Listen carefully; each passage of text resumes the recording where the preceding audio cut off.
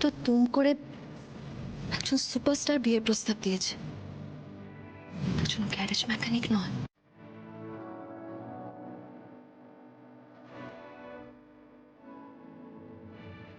তুই ভেবেছিলিস তুই শুধু একা ভালো জায়গায় বিয়ে করে সুখী হবে। আমার এই সুখ যে তোর সহ্য হচ্ছে না সেটা তোর চোখ মুখ দেখে বোঝা যাচ্ছে।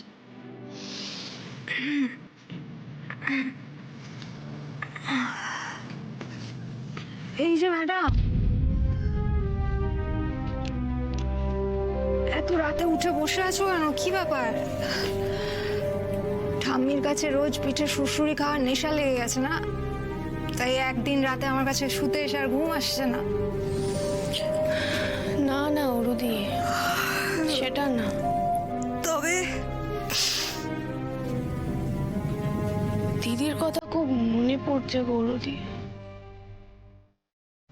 হিসেব মতো আজকে তো ওদের ফুল সজ্জা।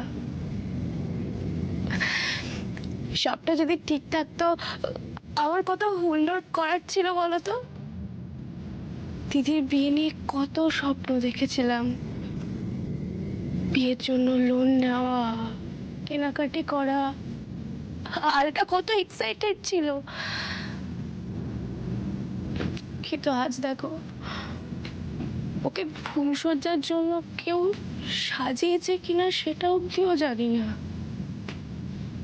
কি জানি কি করছে, কেমন যে আছে। আশিক, মন খারাপ করো না। তোমাদের বনে বনে এত টান।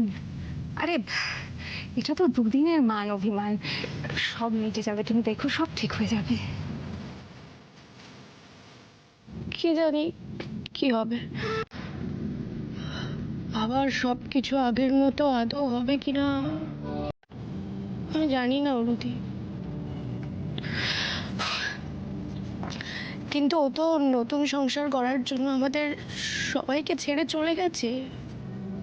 সেটা যেন ও ভালো করে করতে পারে, ও যেন ভালো থাকে অরুধি, ভালো থাকে।